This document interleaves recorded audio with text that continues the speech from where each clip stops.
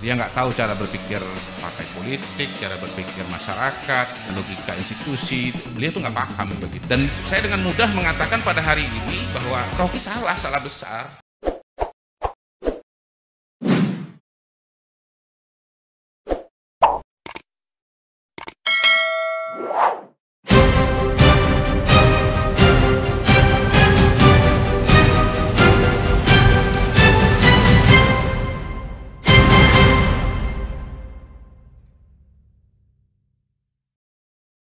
Kalau saya ini orang yang realis ya, saya melihat realita di lapangan. Mungkin di situ bedanya saya dengan Bang Rocky. Kalau Bang Rocky kan dengan dunia ide dan gagasan dan mungkin jarang ke bumi gitu. Kalau saya melihat realita di lapangan, kondisi di lapangan.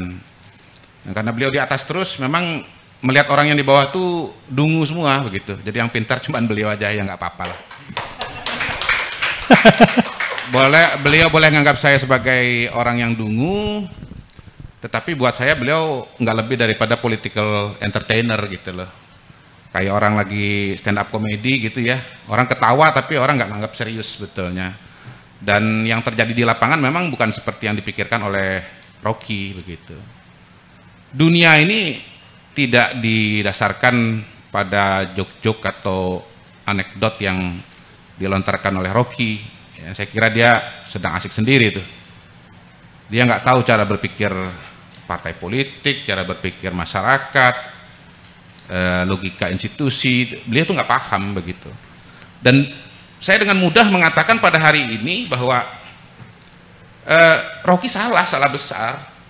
Nyatanya kemarin survei dari SMRC mengatakan bahwa 40% dari responden setuju dengan 3 periode Jokowi 3 periode. Memang masih 52% yang belum setuju, tapi buat saya itu artinya mungkin, Bang Refli, untuk dilaksanakan. Dan saya itu survei yang Prabowo nomor 1 itu ya? Nggak tahu saya, pokoknya SMRC kemarin itu mengeluarkan survei bahwa yang setuju Jokowi 3 periode itu 40%. Kalau pemilih kita ini ada 200 juta, itu kan sama dengan 80 juta. Apa itu nggak dilihat sama Rocky? Apa itu semua dungu?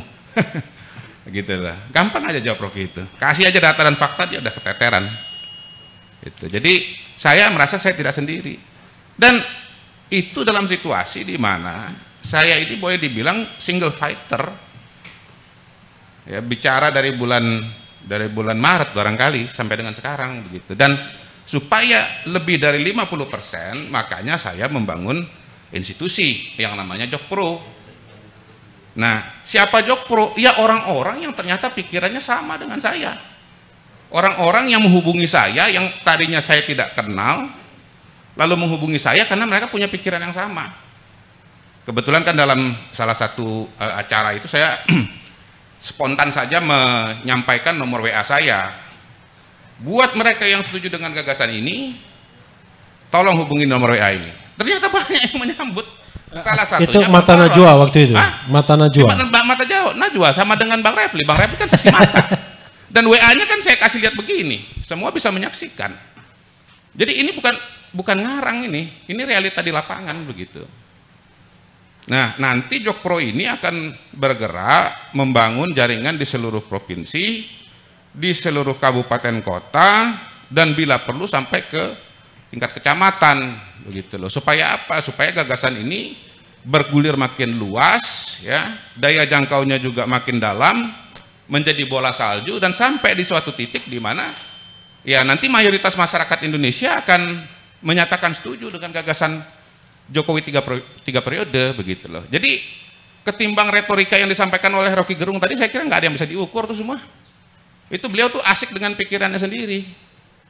Ya, kalau saya nggak asik dengan pikiran saya sendiri, saya udah membuktikan kok. Saya baru siaran di Mata Najwa itu berapa lama dengan Bang Refli? Dari awal sampai akhir itu udah ratusan yang dukung saya gitu loh. Dan kalau lihat survei pada hari ini 40%. Dan buat saya untuk ngejar 11% itu saya sangat yakin. Dalam waktu katakanlah 6 bulan atau 1 tahun ke depan, mayoritas nanti akan setuju dengan gagasan ini.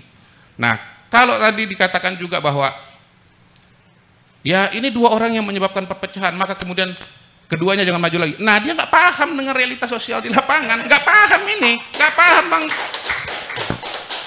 nggak paham Bang Rocky ini. Memang no Rocky no party itu, Rocky itu kan Bang musik-musik buat. Saya kira Rocky menyesal nggak datang ini. Iya, buat joget-joget aja. Orang senang joget-joget dengan dia, tapi keluar dari ruang orang lupa sama dia gitu loh.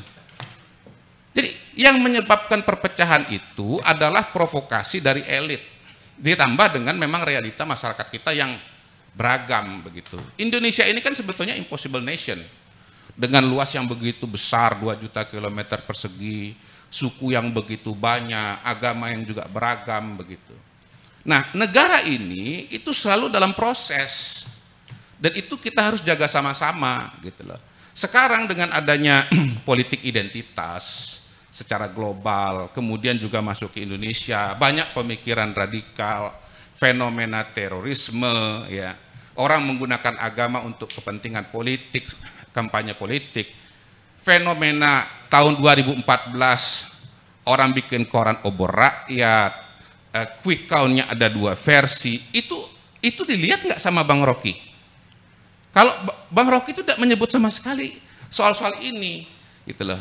Itu yang saya katakan, beliau ini tinggalnya di langit, makanya semua orang di bawah itu dilihatnya dungu gitu loh. Dia merasa pintar sendiri karena dia nggak menyebut sama sekali realita yang terjadi selama ini di lapangan.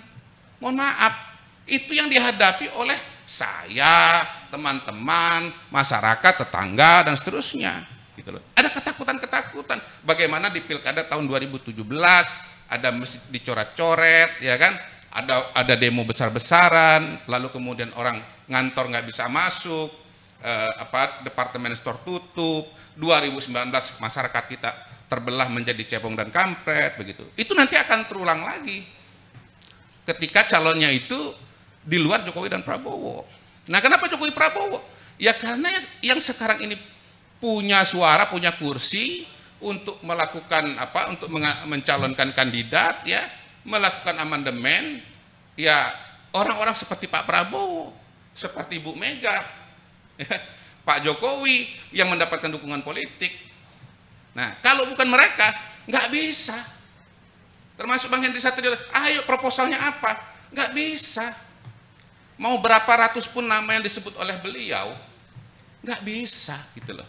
Jadi kita itu bikin proposal politik, ide politik Bu Ria, itu harus melihat realita di lapangan. Kalau mau berjalan gitu loh. Kalau nggak sesuai dengan realita di lapangan, nggak akan pernah berjalan. Jadi singkatnya saya mengatakan bahwa kalau gagasan ini dilaksanakan, mudah-mudahan pembelahan politik seperti tahun 2014, 2019 tidak akan terjadi lagi, ya, karena Jokowi Prabowo itu bersama-sama kemungkinan besar akan diusung oleh mayoritas partai lawan kotak kosong, dan kalau kotak kosong lawannya pengalaman selama ini tensi politiknya akan turun jauh, ya, dan semua proses itu akan berjalan aman, damai dan lancar, ya, sehingga kemudian Indonesia bisa cepat recovery dari COVID-19 dan pertumbuhan ekonominya akan lebih